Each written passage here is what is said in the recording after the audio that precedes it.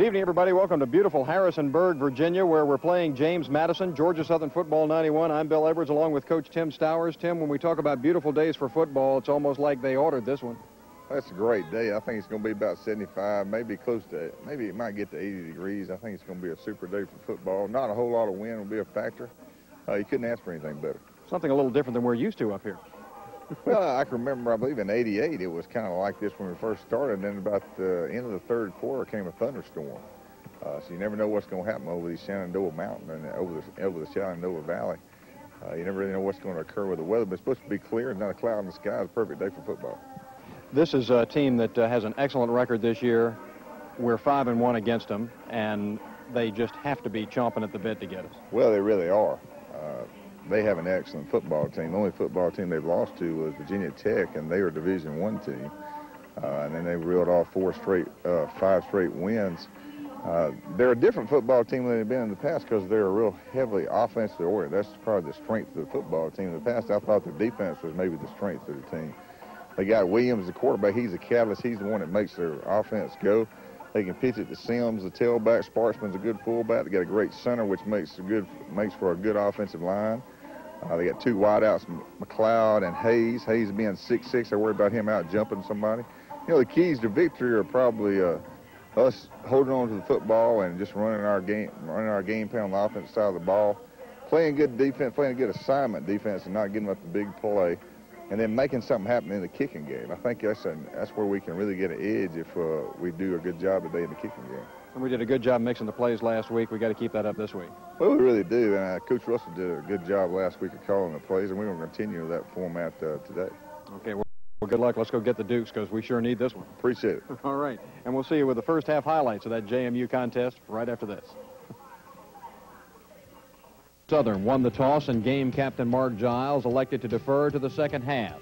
And the 7th renewal of this classic rivalry was just about to get underway.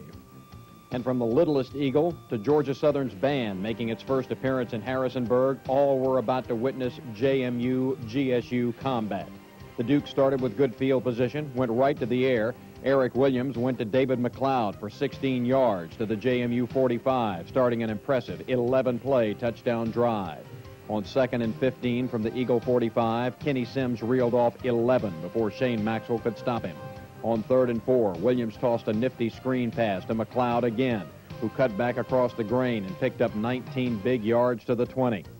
Williams tried to pass on 2nd down, could find no one, and took off for another 7 yards down to the Eagle 8.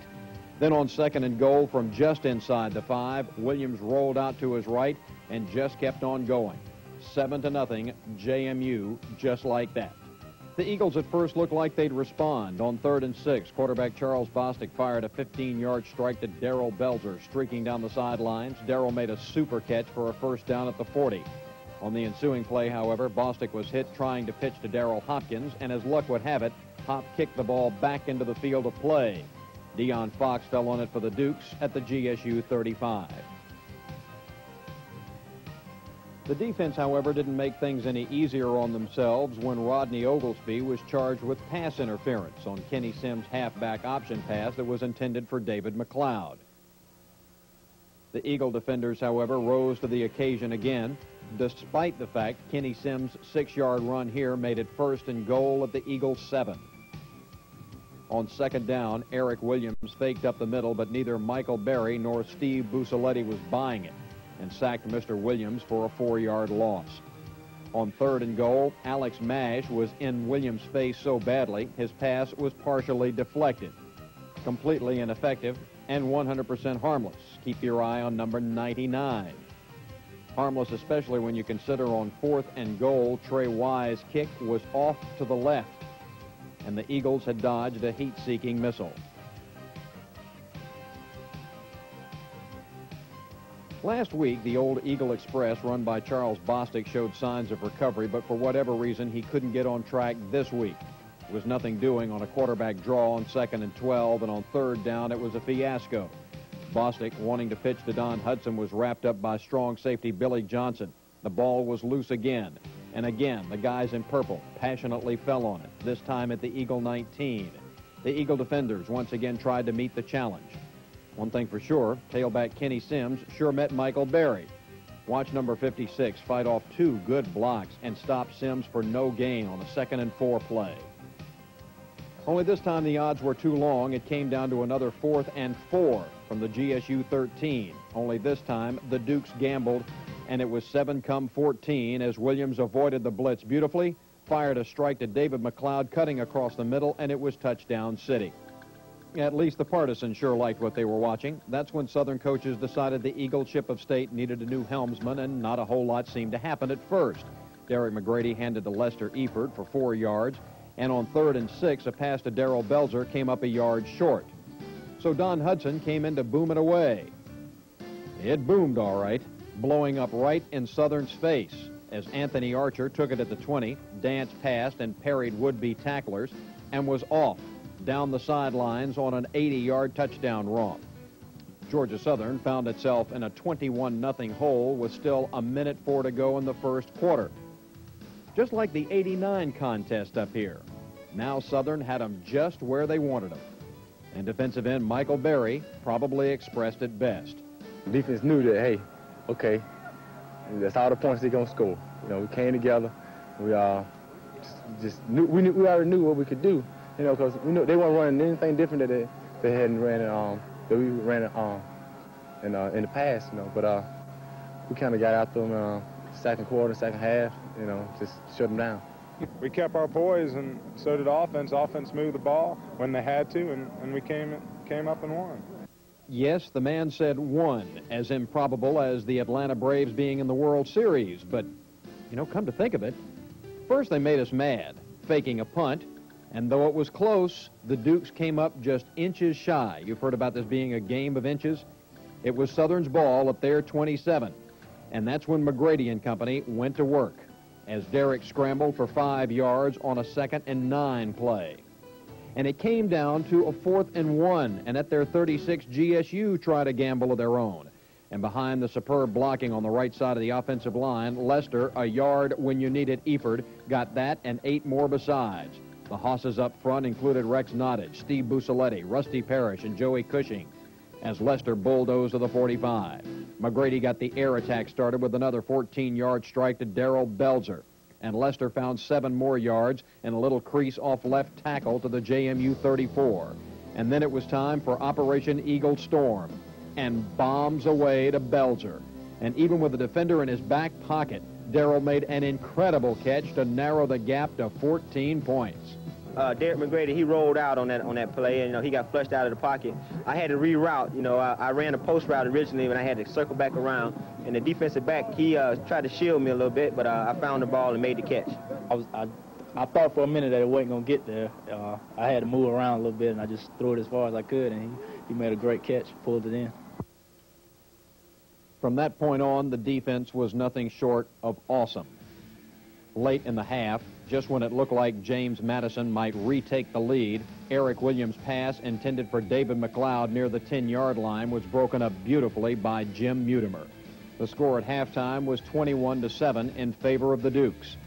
It was a sight to behold, as was the Georgia Southern Band and the James Madison dance team. But that's another story. After this timeout, we'll talk with Coach Danny Durham as Georgia Southern Football 91 continues. The week is Danny Durham, but that's ridiculous. Another problem the Dukes had was the Georgia Southern offense, which in the last 2 weeks has started to gel. And with Derek McGrady at the control Saturday, things sure began to click. A reverse to Darrell Hopkins netted 14 up to the 33, but the next big play was a beaut. Time to arm the nuclear missiles again as McGrady fired a 41-yard strike to Terrence Sorrell down to the JMU 28. Of course, Coach Rip Shearer and everyone else from James Madison wanted the official to rule he was out of bounds, but he wasn't, if you know the rules. By the way, can you pick out the coach? Any way you look at it, this was simply a valiant effort on Sorrell's part and not a bad pass by McGrady either. Oh, yeah, I had to go get that one. Doc Spurgeon told me earlier in the week that if I could get in the secondary, I could hurt him. And I knew, and I was thinking, you know, if I went up and got the ball, then it would make a great play because the way the ball was thrown and the way the defender was on me, you know, I just had to go up and get it. They've come into this game so many times where they needed a victory. Today we came into this one needing one. Yeah, we did need one badly. You know, like I said in the past, We played them last 3 years, and you know, they needed this one game to get in the playoffs. And now today it was the first rows. We needed the one game to get in the playoffs, and they were trying to knock us out, but we wouldn't let ourselves get down, and we came out and played football, and we won the game. On the 12th play of the drive, McGrady called his own number and got 10 more yards to the enemy 4, and then it was Eford. Lester got the first 3 yards on first down, and if you'll notice on the replay, he even tried that ancient art of deception by sticking the ball over the goal line. Didn't work. 3rd and goal did, though, as Lester zipped right through a pinpoint of daylight off right guard. David Kuhl's PAT made it 21-14, and that once seemingly insurmountable lead was now down to a touchdown, and still lots of time.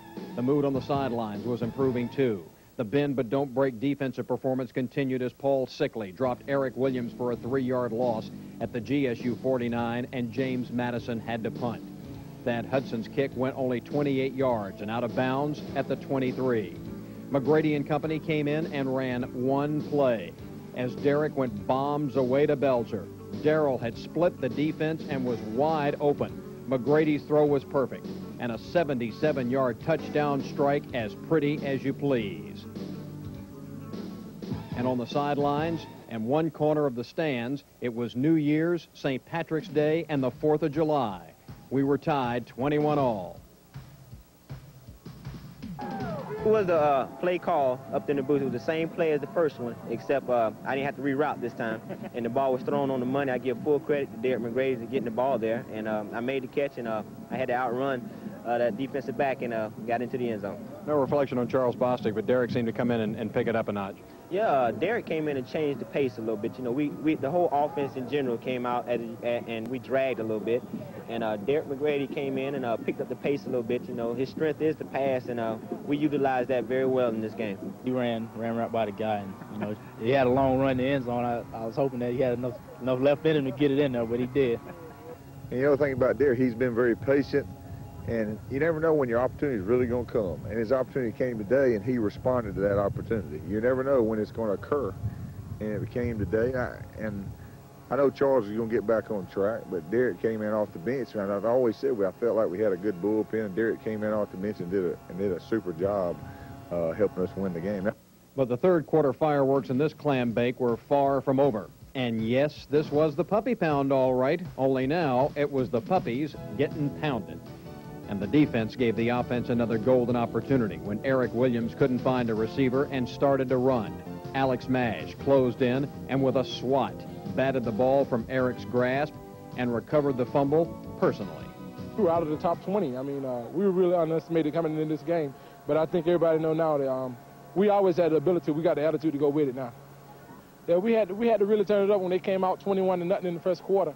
So when we got together on the sideline, we said we wasn't going to lose no more games. We had to win this one to stay in the playoffs. But James Madison's defense also showed a lot of pride and stiffened. McGrady circled right for 5 on a 2nd and 9 play. And a pitch to Don Hudson to the short side got only 2. It was 4th and 2 from the JMU 8. The decision from Coach Jay Russell in the booth and Tim Stowers downstairs was made, and David Kuhl was sent in to give Georgia Southern its first lead of the game. His 26-yarder was dead solid perfect on the final play of the 3rd stanza, and Southern was up 24-21. Coach Russell does a lot better job when I don't make a lot of dumb suggestions. You know, I try not to make a lot of dumb suggestions. He did a good job calling the plays, and Coach Hodges did. Coach Hodges is our game manager along with Jay in his ear, and they did a super job of that. The 4th quarter was upon us, and after all those Braves-Pirates pitchers duels last week, all we needed was another cliffhanger. But to quote an old Rolling Stones classic, you can't always get what you want, but sometimes you get what you need. And there was no doubt the Eagle faithful would be doing their part. For James Madison, it came down to a fateful drive that started with 5:45 to play. A drive that looked like it would get the job done, as Kenny Sims got 7 yards on first down. Then a run to the outside for 11 more into Southern territory at the 49. Sims looked like the toast of the campus as he got a dozen more on a sweep to the right. The clock raced or struggled, depending on your colors, and Kenny Sims sliced through for 8 more yards to the Southern 23. And that's where the Eagles drew a line on the turf. Eric Williams got 3 yards to the right on a keeper. On second down, he kept for 4 more off the left side, bringing up 3rd and 3. But Kenny Sims, who done it all during the drive, could get only 2, bringing up 4th and 1. And with 94 seconds and the postseason on the line, Michael Berry, were you doing anything differently?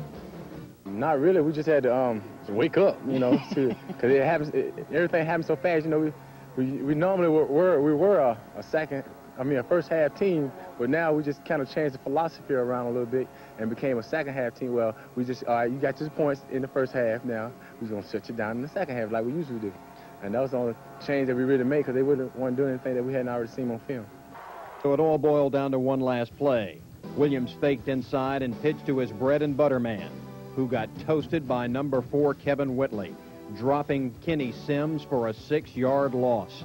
Linebacker Nick Davis said he had a gut feeling and even tipped the coaches as to what might happen.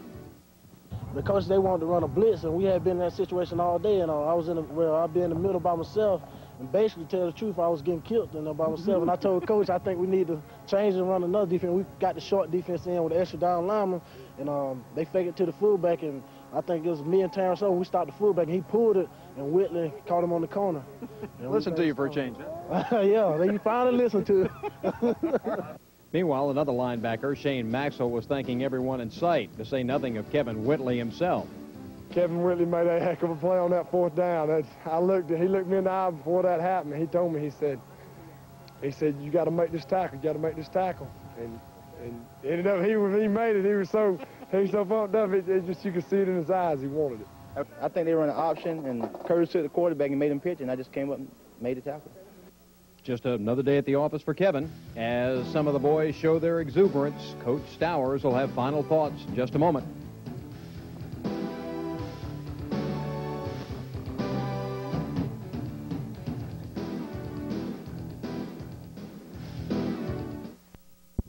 Up here in Harrisonburg, and it looked like, they jumped out of that 21-0 lead again. All of a sudden, the guys decided they were going to play football. They really did. We were a little sluggish right at first, and they got out to a 21-0 lead. We scored one time, I believe, in the first half, 21-7 at halftime. Got a little bit of confidence. Derek came in off the bench and did a super job leading us to victory, and we didn't get irritated with them. We told them what we had to do. We laid it out there on the table and said we could win the football game, and they believed it because they've done it so many times before. All the seniors we got. And I appreciate the senior leadership that we needed. And really, Bill, I really think that we needed to win like this. Yeah. I really think this type of win, coming back from a 21-0 deficit, and then coming back and winning the football game was more important to the character of the football team, and for us to go on and do good the last 4 games at home than it was to come up there and win 31-7. I think you build more character, you build more team oneness than you do in this type of win. Now, it's not very much fun for the coaches, but the players, I mean, they did a super job on offense and defense. Norton did a super job punting the ball, and Arnault, a critical snap. Cool made a critical field goal. There was so many critical situations in the football game that we responded to, especially in the 4th quarter. And we talked to them about critical situations all the time, and they responded. It was one of the greatest wins that I've ever been associated with. Now we got to take care of business next week against Central Florida, because that's the team probably that has more of a bad case of once for Georgia Southern than James Madison ever thought about having. And they're coming to our house next week, and we can't afford to come out sluggish in the first half. We got to play 60 minutes of football next week. This James Madison series has been nothing short of spectacular, and it was a gorgeous day up here in Harrisonburg. It came out good for Georgia Southern.